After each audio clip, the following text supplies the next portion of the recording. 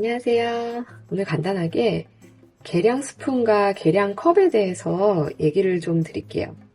가끔 제 채널 댓글에 계량을 그램으로 해주시면 안 될까요? 라는 댓글들이 보이거든요. 그래서 그것 때문에 간단히 말씀드리면 좋을 것 같아요. 우선 저는 제 채널에서 만드는 모든 요리에 이 계량컵과 계량 스푼을 사용을 하거든요. 근데 첫 번째 이유는 이게 어느 정도 정확하고 하지만 그램만큼 정확하진 않아요. 그리고 두 번째는 정말 쉬워요. 좀 빠르게 요리를 하는데 정말 큰 도움을 주기 때문에 스푼과 컵을 사용을 해요. 있잖아요. 계량을 아예 안 하고 요리를 하면 정말 익숙한 요리면 모르겠지만 원하는 맛을 내기가 힘들거든요.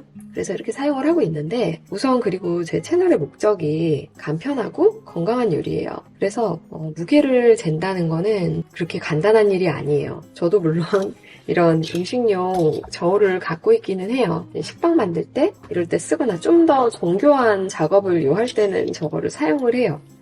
근데 제가 주로 만드는 것들이 이제 건강 쿠키, 운동 전후에 먹는 간식들, 그냥 머핀 종류, 그런 종류들이기 때문에 그렇게 정교한 계량을 요하지 않거든요. 사실 조금씩 달라도 그렇게 결과물의 차이가 크진 않아요. 근데 예를 들면 발효가 들어가는 빵 같은 경우에 있죠. 식빵을 만든다. 빵집에서 파는 이제 발효빵들 있죠.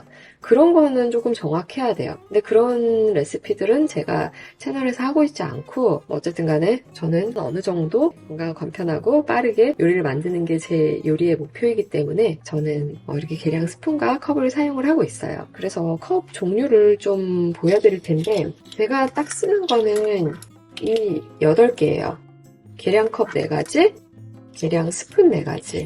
여기에는 한 컵짜리가 있고 반컵짜리 2분의 1컵 그리고 3분의 1컵 4분의 1컵 이렇게 4가지가 있어요. 이거 4가지만 갖고 계시면 충분히 사용하실 수가 있고요. 미국에서 요즘에 보면 3분의 2컵, 4분의 3컵 이런 컵들도 나오거든요. 근데 그런 것까지 갖고 있을 필요는 전혀 없을 것 같아요. 그리고 계량 스푼도 저는 한 테이블 스푼, 한 티스푼 그 다음에 반 티스푼, 2분의 1 티스푼, 4분의 1 티스푼 이렇게 4개 가지고 있어요.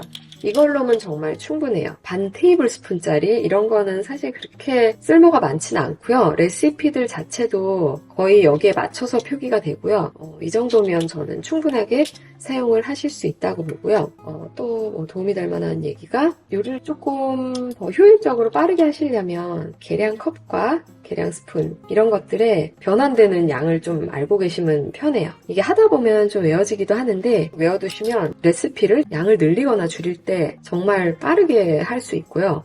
예를 들면 이게 한 테이블 스푼이 3티스푼과 똑같다. 3티스푼이 한 테이블 스푼이에요. 그러니까 이 4분의 1컵은 4테이블 스푼이에요. 이런 걸 조금 알고 계시면 편해요. 그래서 이런 걸 좀 갖고 있거든요. 이게 선물 받은 건데 주방에 하나 갖다 놓으시면 조금 도움 받으실 수 있고요. 그리고 여기 좀 미국 쪽에 사시는 분들은 이것도 아시면 좋아요. 이 온스로 레시피들이 많이 나오기 때문에 8온스가 한 컵. 그러니까 우리가 알고 있는 아이스크림집의 파인트가 2컵이에요.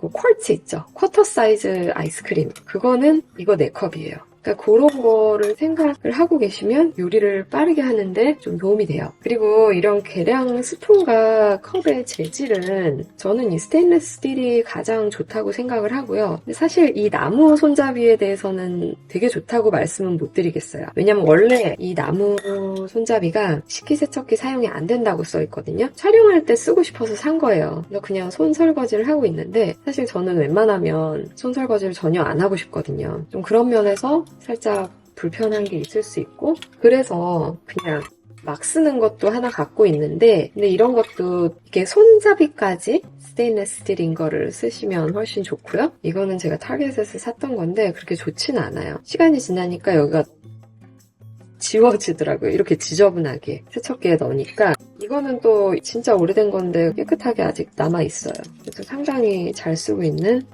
스푼들이고 이런 실리콘 재질도 있어요. 이렇게 접었다 폈다 할 수 있는 거. 근데 이거 봐요. 오래돼서 버려야겠다.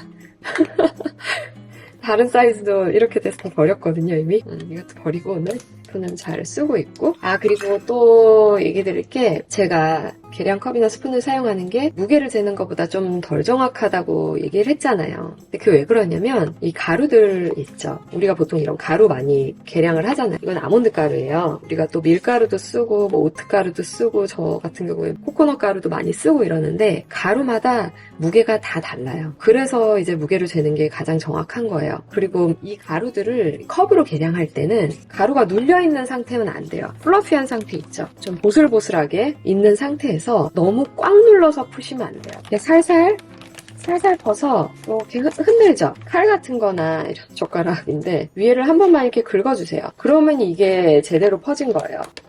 이런 식으로. 이거를 한번 눌러볼게요. 누르면 정말 차이가 많이 나거든요. 보세요. 그러니까 절대로 그 레시피에 눌러서 푸세요라는 말이 있지 않은 이상 재료를 눌러 담으시면 안 돼요. 웬만한 계량컵들은 위에까지 가득 채워줘서 아까처럼 이렇게 긁어내는 거. 스푼도 똑같아요. 스푼도 그렇게 사용을 하시면 되고요. 오늘 그래서 종종 주시는 질문에 대해서 답을 해봤어요. 제가 왜 계량컵과 계량 스푼을 사용을 하는지. 어쨌든 목표는 최상급의 맛을 낸다기보다는 쉽고 스트레스 안 받게 어느 정도 맛있는 요리를 하는 게 목표이기 때문에 저도 계량 스푼하고 컵을 사용을 하고 있어요.